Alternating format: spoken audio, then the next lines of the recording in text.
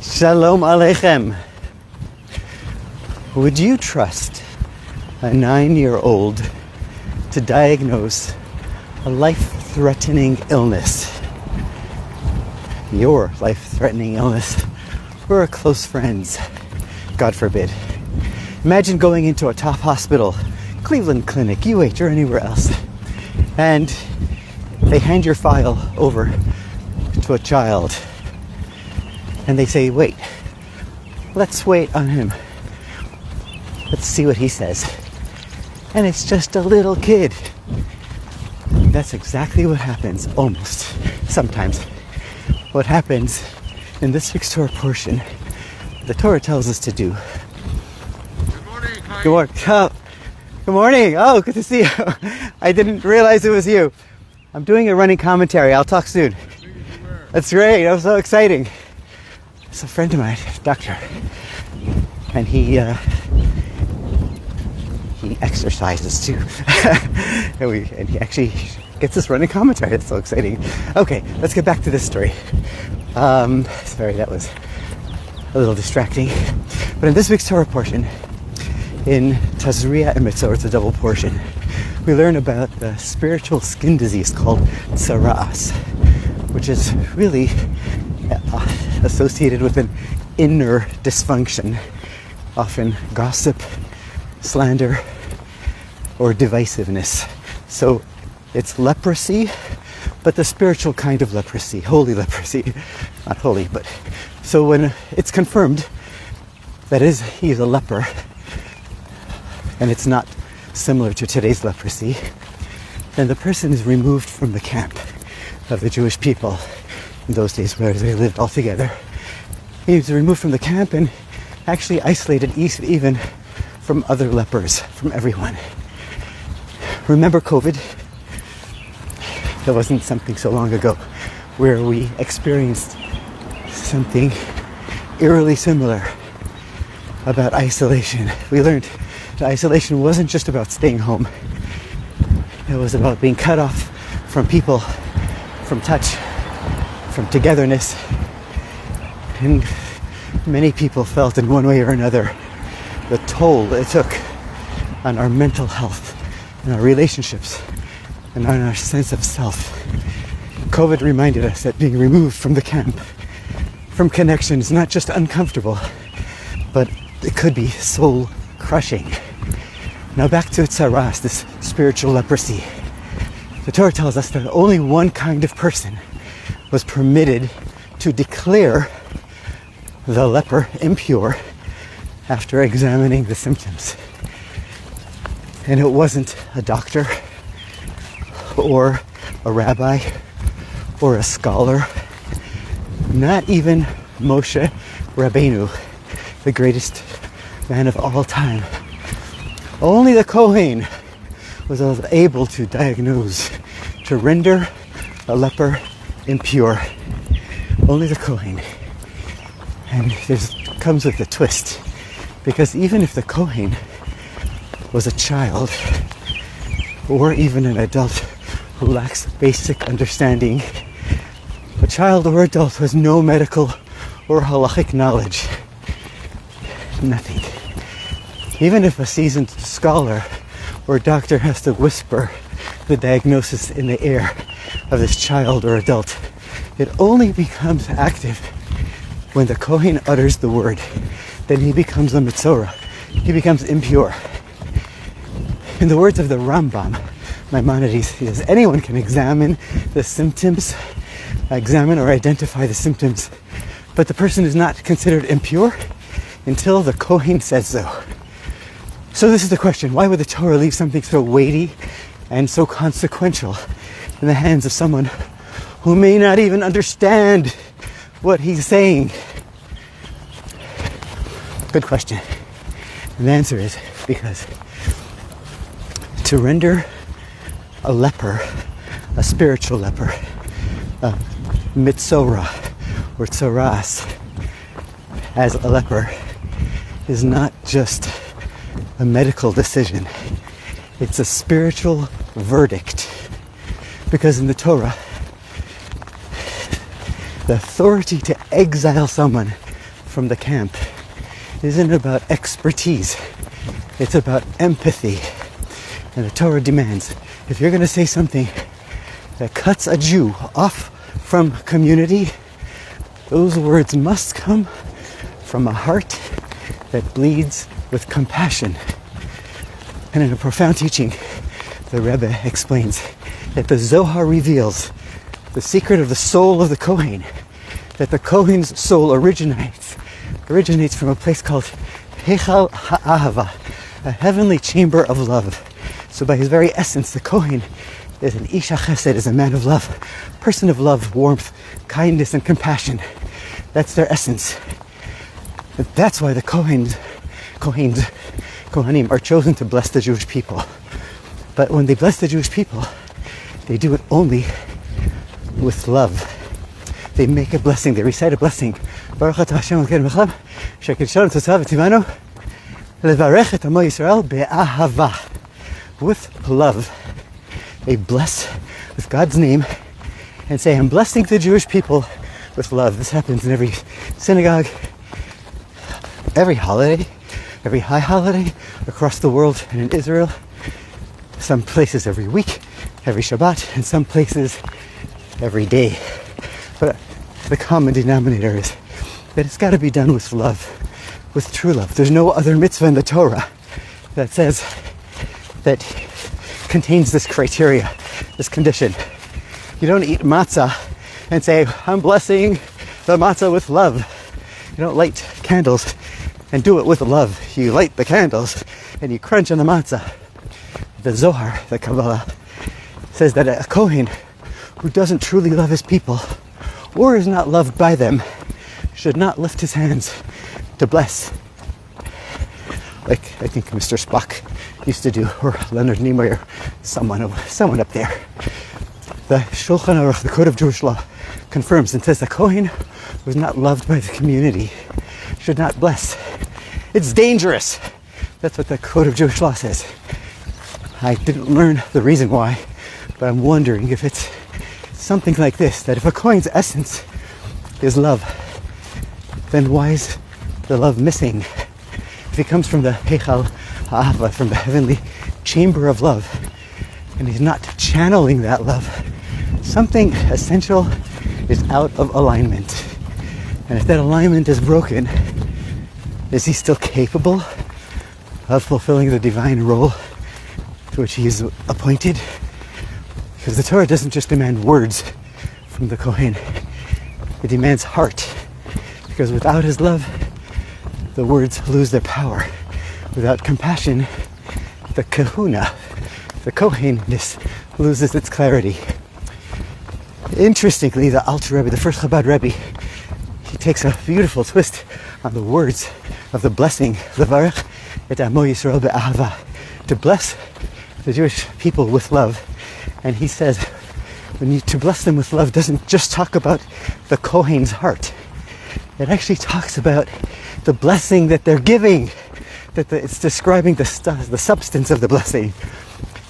That he's not just giving a blessing with love, but he's blessing us to feel love, to be with love, to live with love, and to give love. So, the deeper truth of this whole scenario, where even a child who's a Kohen, even a child, but it needs to be a Kohen that can render someone impure, is that to exile someone, to disconnect them from the community, it has to be done from a place from empathy, from a place from compassion. To declare someone impure is not just to point at a blemish. It's to exile a soul. And that power can only be entrusted to someone whose nature is to bless and not to blame. And that's why the Torah doesn't trust the sage, doesn't trust the doctor, because knowledge doesn't guarantee compassion. But compassion does elevate knowledge. And of course, this is not just a historical curiosity, but it's a call to action What does this mean for us, for me and you?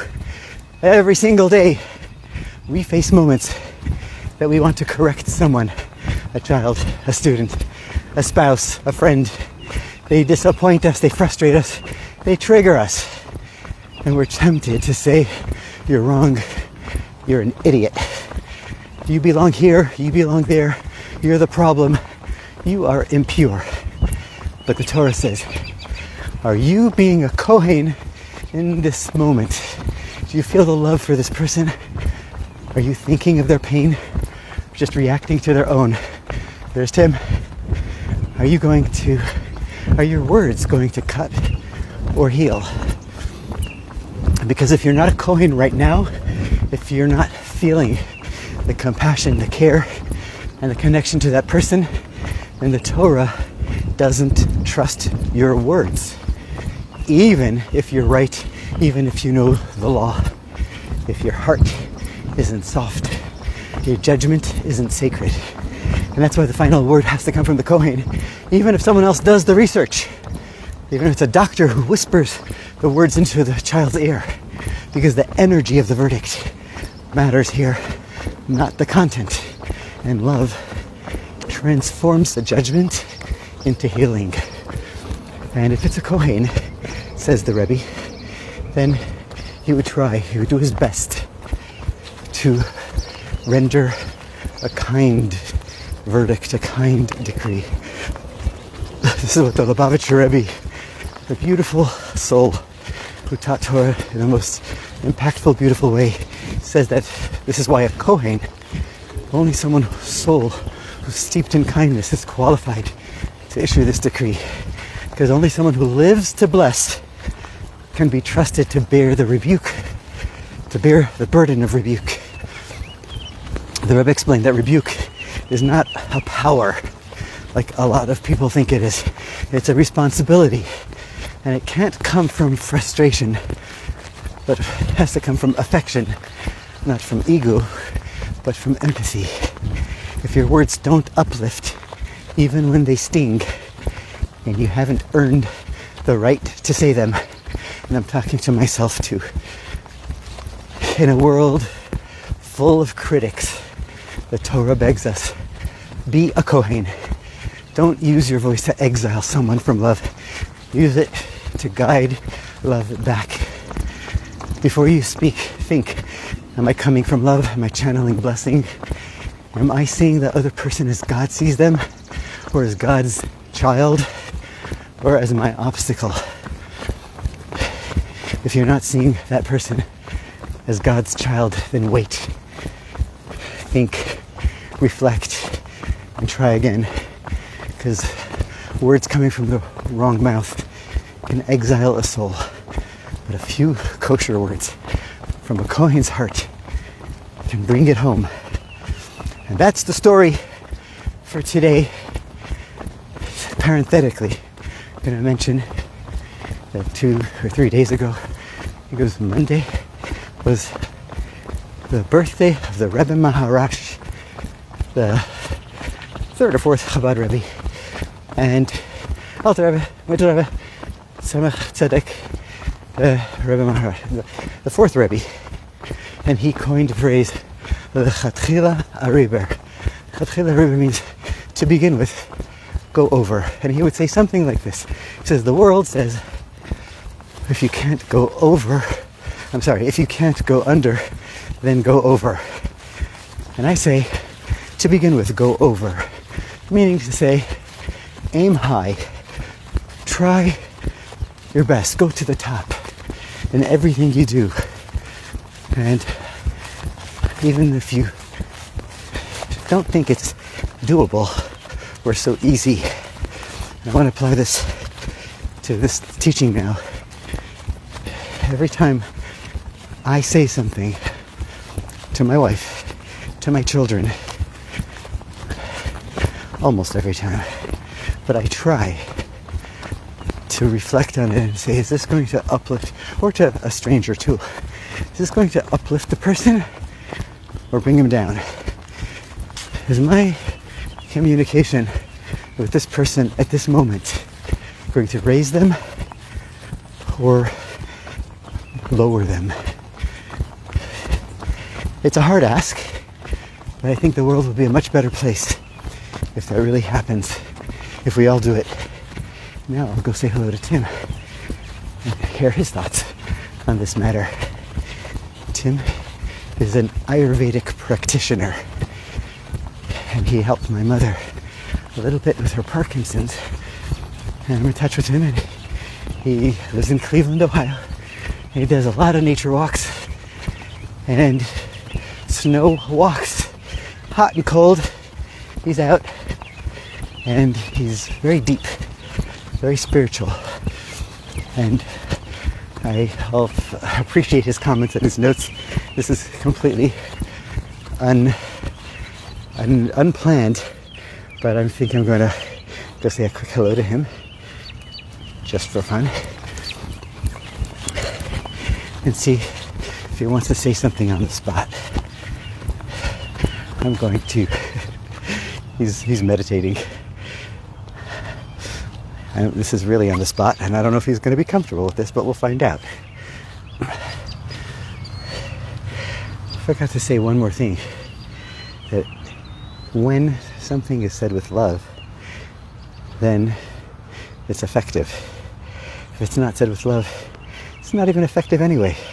So why bother? That's important.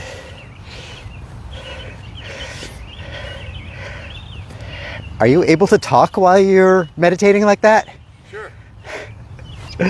Tim, hi. Shabbat. Shabbat shalom. We're on a live running commentary that you know about. Yes, yes. I said I'm going to challenge you right now. Sure. That you're a spiritual-minded being and loves the nature and the world and God Almighty. And you might hear this later on, but I want to just throw this at you and see your thoughts or your commentary, even a 30-second commentary. Sure. The content of today's talk is that there's this spiritual disease called leprosy. It's not real, it's not the medical term of leprosy, but it's a spiritual leper that was caused oftentimes from people who spoke ill about others. Now, to diagnose this leper, the Torah says, the diagnosis has to come only from one kind of person, a Kohen.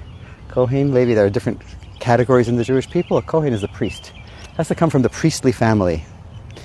And the Torah and the Rebbe explains this, and it says that, and the Jewish law says that it could be even a child who's 5 years old, 10 years old, who has no medical knowledge, no Jewish law knowledge, but he's the one who has to render the leper impure. And when that happens, the leper is excommunicated from the camp of the Jewish people, and he has to live alone for a period of 7 days or more until it cures. And one of the reasons given to that is he caused discord among people, so he needs to get out and reflect and think about his own situation before he can resume and come back into the camp. So that's the general idea. The point of today's talk was about this idea that the Rebbe explains, that why is it that it has to be the Kohen that renders the leper impure? Why not an expert doctor that looks at the signs? Because the Torah gives elaborate details about the signs of this leper, that it has to be white and red and green and blue and yellow. It's got and a hair over there and a white spot over there and pus, and it's really, really graphically detailed. So a doctor would do a much better job. Mm-hmm. So why does it have to be channeled through a Kohen, through this priest? That he's the only one who could make that diagnosis. Right. So the Rebbe explains a beautiful thing, and he says that the root of a Kohen's soul stems from a place of love. And only a person coming from a place of compassion and love has the right to render judgment. If you don't have love, if it's not coming from empathy, no one wants to hear you. Exactly. I wanted to hear your thoughts on that. What do you think about that idea, and maybe you add something to it? I know I'm putting you on the spot here, but that's okay. But okay. I think the Torah is spot on. There is that if we're not coming from a place of compassion, My tradition, or the tradition that I'm studying now, is the Tibetan Buddhist tradition. And it would absolutely agree with this, in that if that person is not coming from compassion, there cannot be transformation. If you're not touching the soul of that other person with compassion, when they go on their 7-day silent retreat, they're going to go away in bitterness and discord. But if they go with that love and compassion that has been dispensed to them, then they will have a much more fruitful silent retreat, and then be able to come back into the community and have that oneness restored, and then be restored in fellowship with the community as well. So beautiful. You just added a layer of depth and beauty that I didn't even think about. Thank you so much. My pleasure. I'm holding the phone, So good to see you phone in again. one hand, but I do want to shake your hand, and thank you so much. It's so good to see you again, and sorry for interrupting here Not at all. in your ritual. Great to see you. It's great to see you, and see you again soon. Take care. That was Tim. Thank you. See y'all later.